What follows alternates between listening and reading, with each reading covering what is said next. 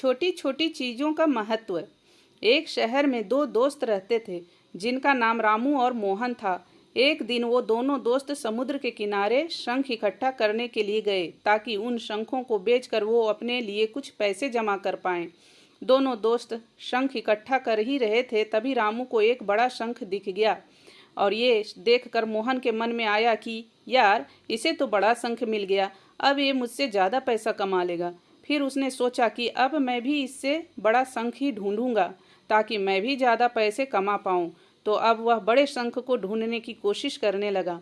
खूब मेहनत की, फिर भी उसे बड़ा शंख हासिल नहीं हुआ और उस बड़े शंख के चक्कर में उसे जितने भी छोटे छोटे शंख मिलते उन सारे शंखों को उठाकर फेंक देता, क्योंकि उसके दिमाग में वो बड़ा शंख था कि मुझे किसी भी हालत में वो बड़ा शंख चाहिए ताकि मैं थोड़े ज़्यादा पैसे कमा पाऊँ। उस बड़े शंख की तलाश में दोपहर से शाम हो गई, शाम से रात हो गई, तो ना तो उसे बड़ा शंख मिला और बल्कि जो छोटे छोटे शंख उससे मिले थे उन शंखों को भी उसने फेंक दिए। इस प्रकार उसके हाथ में कुछ नहीं आया और जो रामू था उसके पास एक बड़ा शंख था और कुछ छोटे शंख थे। जब रात होने लग गई तो दोनों दोस्त घर जाने लगे। तभी घर जाते वक्त रामू ने अपने शंखों को बेच दिए, तो उसके पास जो बड़ा शंख था उसके उसे मिले 1000 रुपये और जो छोटे छोटे शंख थे उसके उसे मिले 3000 रुपये। और ये जानकर मोहन को बहुत दुख हुआ कि काश वह उन छोटे छोटे शंख को नहीं फेंकता तो अभी मेरे पास इससे भी ज़्यादा कमाई होती। उसके दोस्त रामू ने उसे बताया कि जो छोटे छोटे शंख तूने फेंक दिए थे ना, उनको मैंने अपने पास जमा कर लिया और उन्हीं की वजह से मुझे मिले 3000 रुपये। और ये जानकर मोहन और भी ज़्यादा चौंक जाता है।